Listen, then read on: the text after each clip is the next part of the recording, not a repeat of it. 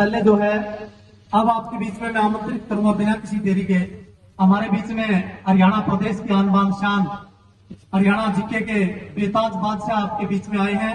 GK Praveen उड़ान, एक बार जोरदार तालियों के साथ में स्वागत करें जीके प्रवीण उड़ान। अपना खद्दरी साहब जानते हो सारे, एक ये सारे जिला परिषद आ रहे, इनका जो 200 पद है चुनाव आयोग वाला, दन्नू जने बिस्कुट खाओ और फिर नाइट जे हैं ना, तो इनके पेपर होंगे ना अपने होने लग रहे। दुखी है सारे के सारे, लेकिन भाई जड़ तक थोड़ा सा पता लगा है, चाहे खद्दरी साहब से बात हो चाहे और जो बंदे हैं नुमाइंदे उनसे बात हो, इनका टाइम फिक्स है 5 और 6 7 नवंबर को लगा लो पेपर कन्फर्म होगा। अब की बार मैनू उनका मन नहीं लेना होता था, देखो मैं तो पहले ले लेंदा कदेगा, लेकिन जहां तक लगा है क्योंकि सरकार की किरकिरी बहुत होली, इससे पहले मनोहर लाल खट्टर ने हरियाणा विधानसभा में बयान दिया था कि 5-6 जून को पेपर पक्का होगा, पेपर को नहीं हुआ। अब की बार दोबारा से फिर बयान दिला गया मुख्यमंत्री से और बाद में बोला भी गया है। हमने भी खुद मैंने भी चेयरमैन साहब को बोला, मैं चेयरमैन साहब आपने कम से कम भी 7-8 बार डेट दे ली, बालक विश्वास तो कौन करने लग रहे। अब की बार जो है भाई श्योर यह है कि पेपर 5 से 7 नवंबर को कन्फर्म होगा, और भगवान करे 7 नवंबर वाला की जरूरत ना पड़े, 5 और 6 न हो जाए, क्योंकि 7 का तो बड़ा गड़बड़ होगी तो फिर ले होंगे। तो साथियों अपने पास में जो टाइम जो है बेहद कम बचा है, मात्र 1.5-2 महीने बचे हैं। इस टाइम का आप लोगों ने अपने तरीके से सदुपयोग करना है, क्योंकि दोस्तों यह पढ़ाई है ना, तकलीफ बहुत दे, दर्द बहुत दे, कोई भले उठ कर आज 4 बजे सबने स्वाद आओ 7-8 बजे उठा टिकाए थे, लेकिन मजबूरियां भाई उठा हुआ है। जो आज पढ़ाई का दर्द जो आप झेल रहे हो, अगर इसी तरीके से इस दर्द को थोड़े दिन और झेलते रहे तो मैं दावे के साथ कह सकता हूं ये दर्द आपकी सबसे बड़ी ताकत बनकर के उभरेगा एक दिन। बस इसी तरह से आप लगे रहिएगा, डट करके आप मेहनत करते रहिएगा। ये जो व्हाट्सएप फोन सारा सौदा कुछ नहीं भाई इस दुनिया में, जितना जल्दी हो सके बाहर निकल के बस सिर्फ जो आपके जितना काम आवे। मार्क जुकरबर्ग का नाम सुना होगा, जिसने फेसबुक बनाई है, वो हमेशा एक ही रंग की टी शर्ट पहनना है। देखिए आप एक ही कलर की टी शर्ट पाओगे उस पर, पीछे ही कमी होगी उस पर। एक बार पत्रकार ने उनसे पूछ लिया कि मार्क साहब आप ये जो सिर्फ एक के रंग की ड्रेस क्यों पहन हो? बोले मैं जब बाहर जाता हूं ना, मेरे कपड़े देखकर कोई नहीं कहता कि मार्क जुकरबर्ग है, मेरा फेस देख करके वो लोग कहते कि हाँ ये वही बंदा जिसने पूरी दुनिया को अंगूठे पर नचा रखा है। अरे वास्तविकता फेसबुक और ताश दो ऐसी चीज है भाई, लगे रहिए कुछ नहीं मिलना। 2 घंटे ताश खेल के उठ जाओ कुछ नहीं, 5 हजार का क्या उठ जाएगा, 2 घंटे फेसबुक चला गया कुछ नहीं मिलना। एक आधे की घड़ी अच्छी किस्मत हो तो उसकी क्या बोल सकता, बाकी कुछ नहीं मिलता होगा। तो भाई समय भाई साहब यार बोल लेने दो, इतनी दूर तैयार यहाँ ना क्या तो क्या शैम्पू लाया क्लिनिक प्लस का करके है मेरे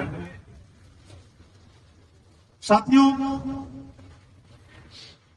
हिंदुस्तान आप सभी को पता है 15 अगस्त 1947 को आजाद होता। आजादी के कुछ महीनों बाद नवंबर 1947 के अंदर एक लड़के का जन्म होता है महाराष्ट्र के सांगली जिले के अंदर। जन्म के कुछ समय बाद उस लड़के की रुचि खेलों के अंदर चली जाती है, और गांव का सरपंच का बेटा था वो उसने एक कुश्ती मरा दिया। उस लड़के की बात मैं कर रहा हूं, लोग उसके पीछे चाकू लेके पड़नी, बस सरपंच का बेटा हरा दिया।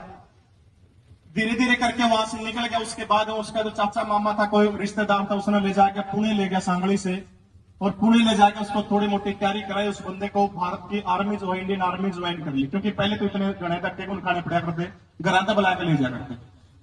अब वो लड़का इंडियन आर्मी के अंदर ज्वाइन हो जाता है।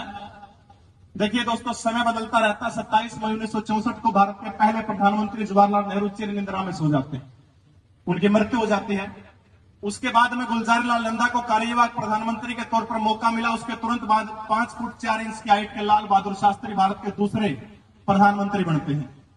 और जब शास्त्री जी भारत के प्रधानमंत्री बने थे तो सबसे भयंकर समस्या उनके सामने ये थी कि भारत के आर्मी के जवान उनको ये कहने जाते थे कि शास्त्री जी पाकिस्तान वाले आते हैं और मार के चले जाते हैं। तब शास्त्री जी ने कहा था कि उनको घुस के मारने का काम करिए। और तब भारत और पाकिस्तान के बीच में युद्ध होता है 1965 का वार, आप सभी ने पढ़ा होगा, बुजुर्ग बैठे हैं सारे के सारे जानते हैं। उस 1965 के युद्ध के अंदर जिस लड़के का जिक्र मैं कर रहा हूं, जिसका नवंबर 1947 के अंदर महाराष्ट्र के अंदर जन्म हुआ था, उस लड़के को 9 गोलियां लग जाती है। 9, एक गोली जो है रीढ़ की हड्डी में लग जाती है पीछे, जंगा में गोली लग जाती है, खोपड़ी के इस साइड से होते हुए गोली यहां से चीर के निकल जाती है। और नीति देखिए, 9 गोली लग गई, 9 गोली लगने के बाद वो बंदा हार नहीं मानता है, सरक सरक के थोड़ा थोड़ा आगे आके रोड था, उस रोड के ऊपर आ जाता है। ये जम्मू कश्मीर की बात है। जब वो रोड के ऊपर आया तो देखो युद्ध चल रहा है, बिल्कुल कोई नियम वगैरह युद्ध में थोड़े फॉलो होंगे। एक आर्मी का ट्रक था, ट्रक जाने लग रहा है, उसकी जो टांग जो थी, दोनों टांगों के ऊपर को आर्मी का ट्रक निकल जाता है। जरा सोच के देखिए, जिसके पास 9, जिसके शरीर में 9 गोली पहले से है और आर्मी का ट्रक उसके दोनों पांव के ऊपर से निकल जाता है, उस बंदे के साथ में क्या बीती होगी। वहां से उठा के उसको हॉस्पिटल ले जाया जाता है। 17 महीने तक ये लड़का कोमा के अंदर चला जाता है, बिल्कुल कुछ नहीं बोलता। 17 महीने बाद हॉस्पिटल के अंदर एक सफाई कर्मचारी है, जब थोड़ा बहुत होश आता है उनको 10 रुपए उससे मांगता है और ये लड़का 30-30 नींद की गोलियां खा जाता था, क्योंकि नींद नहीं आती थी, इतना भयंकर पीड़ा। डॉक्टरों ने एक पांव काट दिया, एक हाथ काट दिया, यहां से एक पांव नहीं है, एक हाथ लगभग यहां से हाथ काट दिया। उसके बाद शरीर के अंदर इतनी चीजें हैं और जो कमर के नीचे वाला हिस्सा वो सारा का सारा लकवा मार गया, उसमें लकवाग्रस्त हो गया। अब इतनी सारी परिस्थितियां होते हुए सफाई कर्मचारी कहता है उसको कि सिर्फ 10 रुपए दे दो। अब नींद की गोली है, शरीर में थोड़ा सा एक्साइटमेंट तो बढ़ाओगे, कुछ भी चीज हो, मिला 100 ले जे, क्योंकि वो सट्टा लगा हुआ था लड़का, बोला 100 मेरे भी ला दिए। मटका नाम का कोई सट्टा होगा कोई, वो 100 रुपए लगाए तो उनका 40,000 रुपए आ गया। मैं प्रेरित नहीं कर रहा सट्टा लगाने के लिए, कभी मेरी बात को गलत ना समझाया। तब उसने उड़ते ही थोड़ी सी प्रेरणा मिलेगी, वह खुशी, क्योंकि देखो बेड पर पड़ गया था। उस टाइम के युद्ध के जो पीड़ित जो थे, सरकार भी उनकी ज्यादा संभाल नहीं कर रही थी। वहां से जब वो थोड़ा सा आगे बढ़ा तो भारतीय क्रिकेट टीम के कप्तान हुआ करते थे विजय मर्चेंट, अगर आपने किसी ने नाम सुना तो इनका। विजय मर्चेंट जो है, इनको क्या करते हैं, वहां से उठा करके ले जाते हैं और उनको तैरना सिखाते हैं। तैराक तो पहले से थे, लेकिन और अच्छे तरीके से उनको तैरना सिखाते हैं। 1967 जब आ गया तो 1967 आते आते ये बंदा आत्महत्या का प्लान कर चुका था कि मेरे को मरना है। मैं उसी नौजवान की बात कर रहा हूं जो 1947 के अंदर जन्मा था। धीरे धीरे करके उसको जब तैरना सीखा, बताओ एक हाथ और एक पैर नहीं है, फिर तैरना कितना मुश्किल काम है। लेकिन उस बंदे ने हौसला नहीं हारा, तैरना सीखा लगातार। और जब 1972 के अंदर पैरालंपिक खेलों के अंदर भारत का प्रतिनिधित्व करने की बारी आती है, तो इस लड़के को तैराकी में हिंदुस्तान की तरफ से भेजा जाता है।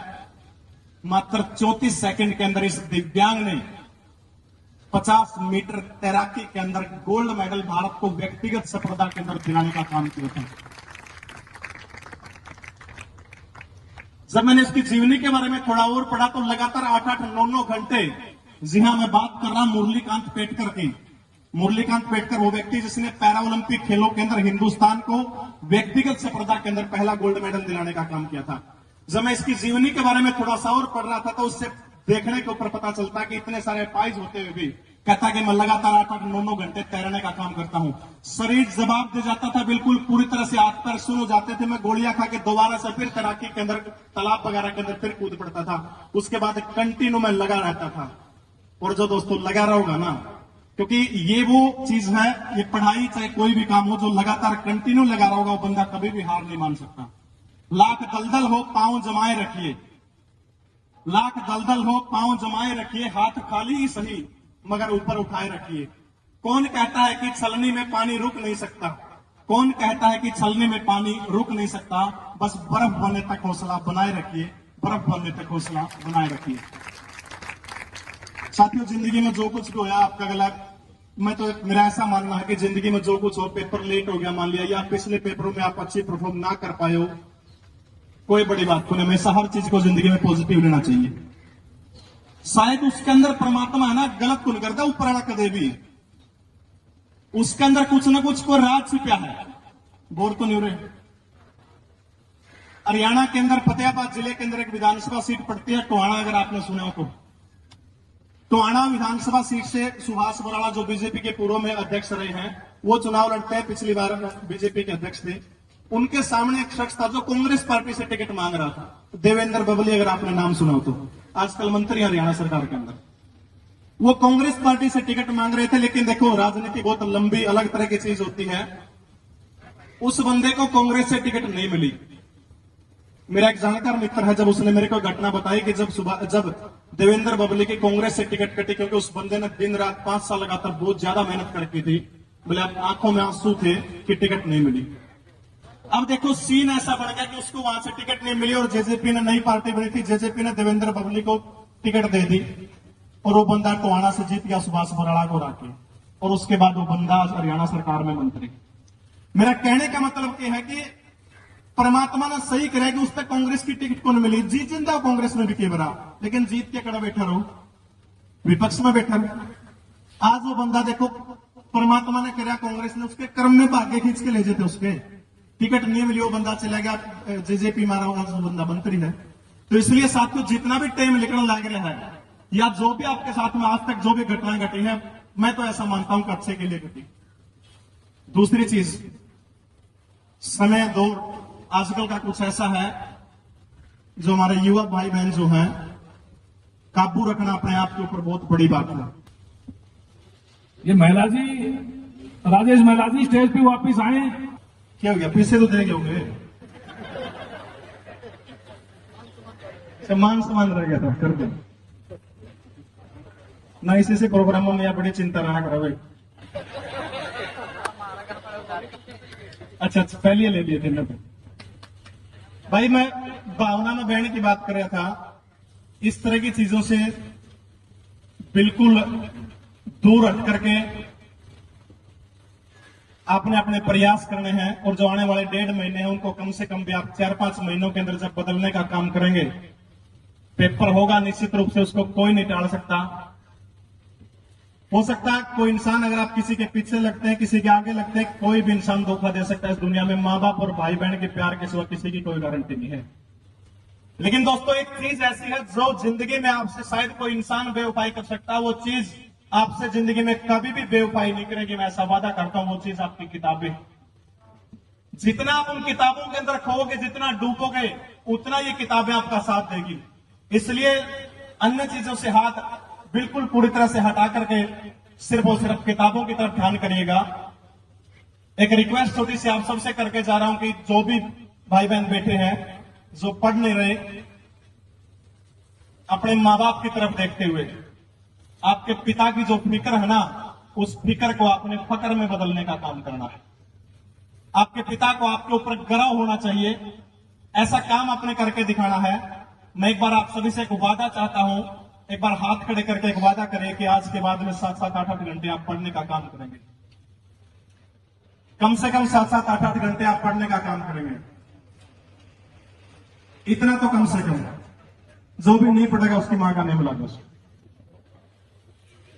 उनके सपने पूरे करने के लिए पढ़ोगे।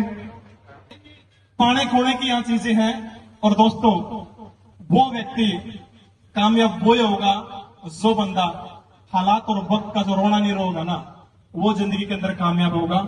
100 बच्चों के लिए लीसो ऐप की तरफ से आदरणीय बालकृष्ण जी ने घोषणा कर दी, मोहन सर ने घोषणा कर दी, 100 बच्चों के लिए जो टॉप के 100 बच्चे होंगे उनको लीसो ऐप का कोई भी कोर्स चाहेंगे वो बिल्कुल निःशुल्क आपको दिया जाएगा। नंबर आप